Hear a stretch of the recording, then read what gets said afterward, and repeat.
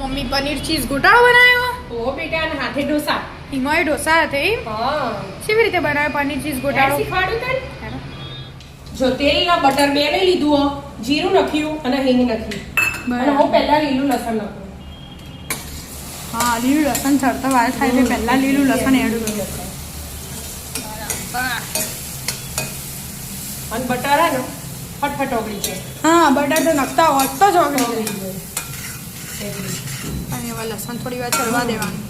કે હવે લસણ ચડાવ કેટલામાં જો આ લીલી ડુંગળી સમારી દીધી હો. લીલી ડુંગળી. આ પાલક આ ડુંગળી સૂકી, આ કેપ્સિકમ, આ ટામેટું, આ લસણ સૂકું, આદુ અને મરચાં આદુ મરચાં. એટલે આ બધું ક્રશ કરવાનું. બધું ક્રશ કરી દેવાનું. લસણ ચડશે એટલા ના બધું ક્રશ કરી દઉં. બરાબર કરી દો કરી દો. હા લસણ ચડી રહ્યું કે હા. હવે લીલી ડુંગળી લીલી ડુંગળી જેટલી જોવો એટલી જ એડ જેટલી કરવાની. નાખવાની. હા હવે લીલી ડુંગળી ચડે એટલે સૂકી ડુંગળી. શું કીધું?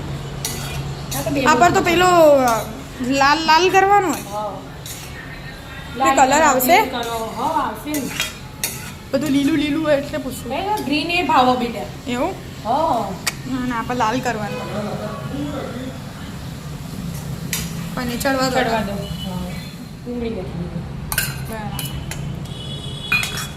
એ બધું ઝીણું ઝીણું સમારેલું હોય ને હા તો પછી આપણે પાવભાજી ભાગવાનાથી ભાગી દેવું પડે.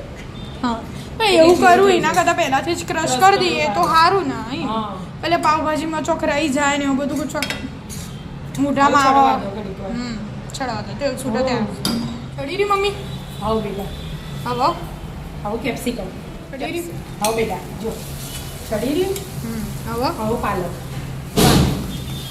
આ તો એકદમ ગ્રીન કલર થઈ ગયો. પાલક તો ગ્રીન કલર જ આવે. બરાબર. પાલક તો 2 મિનિટમાં ચડી જશે. અને કાચું હોય ને તો સ્વાદ અલગ આવે એટલે ચડવું પડે. અને જો આ ઘરે બનાવેલું હોય ને પનીર આજે સવારે જ બનાવી હતું. હા. કેટલું મસ્ત શેણાય. થેલી વેટેલું હા. દેખાય પેલી બાજુ. હા હા મસ્ત થઈ ગયું. કોટનના કપડામાં હું વેટિંગ હા, વેટ મારીને હા, મૂકી હતું ને કોટનના એટલે કપડામાં. હા એટલે કીધું હવે શેણી દઉં લેવાનું. ઘરનું જ છે ઘરનું સારું. એટલે જ ને. પોતા કંઈ નહીં હવે ચડવા તો થોડી વાર હા, પાલક ઘણી પછી બીજું એડ કરી. હા ચડી ગયું આવો બેટા. શેણવા માટે આલી એમ. હા શ્યામુભાઈ બિહાડે બરાબર. જો ચડી ગયું ને હવે હવે આદુ લસણ ને મરચાં. આદુ લસણ મરચા. એટલે આદુ ને પહેલા નાખી દઈએ ને તો હા. નીચે ચોટી જાય એટલે હા પાછા નીચે જાય. કઢાઈએ ચોટી જાય. હા. આદુ લસણ મરચાં ચડે ને એટલા મસાલા કરી દઉં. બરાબર. હવે એકલું ટોમેટું જ બાકી છે. મીઠું માપનું નાખવાનું. ચમ તે પાલકમાં થોડુંક હોય પનીરમાં હોય ચીઝમાં હોય એટલે એટલે હા બરાબર મસાલા કરી દેવાના એમ. મરચું અને હળદ. બરાબર હવે મિક્સ કરી દો તા. થોડી વાર ચડવા દો મસાલા પછી ટામેટામાં પાછા મસાલા ચડી ગયા તેલ સૂકું થઈ છે. હવે ટામેટા છેલ્લા પૂરી. બરાબર. હવે ડાયરેક્ટ પનીર નાખી દેવાનું. ને આ ચીઝ ટામેટું ચડી રહે એટલી વાર. આખો કલર ચેન્જ થઈ જાય ને એનો. થોડું ચેન્જ થયું. ટામેટાને ચડવા દો. હા ચડી ગયું. તેલ છૂટ્યું. હા ચડી ગયું. હવે પનીર પનીર.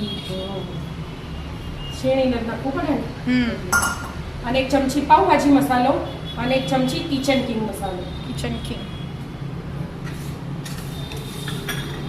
બરાબર મિક્સ કરો. હવે બરાબર મિક્સ કરવાનું. હાલ ઓગળી જશે પનીર તો હવે થોડી ચડવા દો થોડી વાર. થાલ ચડી રહ્યું કે પનીર. હા હા અને તમને ગ્રીન કલર નહીં ગમતો ને એનો? ના લાલ એટલે કરી રેડ કરવો હોય તો કાશ્મીરી મરચું નાખવાનું ખાલી કલરમાંથી થોડું કલર ચેન્જ થાય. અને ગ્રીન ગમતો હોય ને જેનો હા એને ચાલે. એને ચાલે એટલા માટે. અને આ પાણી ગરમ કરી દીધું હો અડધો કપ.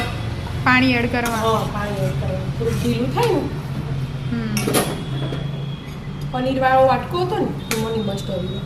બરાબર. હવે બધું મિક્સ કરીને ઘડીક વાર છડવાનું. હવે તેલ લો હા તેલ સુધા ત્યાં સુધી ચડવા દેવા. સીધું પછી છીચ નાખી દેવાનું. બરાબર થઈ જશે શાક કમ્પ્લીટ. થઈ જાય. થાલ છૂટી જો ચીઝ છેલ્લું. છેલ્લું ચીઝ. ચીઝ નાખી દીધું હવે અને આ ધાણા ડેકોરેશનના ચીઝ તો હાલ મેલ્ટ થઈ જશે હા ચીઝ તો છેલ્લે નાખવાનું હોય ને હમ બહુ ચડવા ના તરત ચડી તરત મેલ્ટ જ થઈ જાય અંદર પડી જાય દેખાય ના તમને છો મેલ્ટ થઈ જાય આખો કલર બદલાઈ ગયો ને આવો તૈયાર બસ એના હાથે ખાવા માટે ઢોસા એ તૈયાર તૈયાર જ છે આજ તો ઢોસા હાથે ખાવાનો પનીર ચીઝ ઢોસા, ગોટાળો પનીર ચીઝ ગોટાળો મારે એનું એ પેપર બનાવીને જ મૂક્યું કેટલા બધા બનાવી દીધા આવો હા બહુ કડક નહીં રાખ્યા મુએ હા. થોડા નરમ કર્યા જેવા બનાવે એ બનાવે એટલે હવે ખાતા તો- ફાવા ને પેલા હા, હાથે પછી આપણો બનાવી ના ને એટલી બધી. હા કડકમાં થોડું ઓછું ખાતા ફાવા આપણે તારા પપ્પાએ ઓર્ડર તો આપ્યો હતો તને. તો તા હા, ઇવન ખાવાથી તો કડક એમાં નહીં આપે પનીર તૈયાર જો મસ્ત મજાનું પનીર ચીઝ ગોટાળો એમાં એ ઢોસા હાથે પીપર એ પણ ઢોસા હાથે ચાલો મિત્રો ખાવા ખાવા રાધે રાધે રાધે.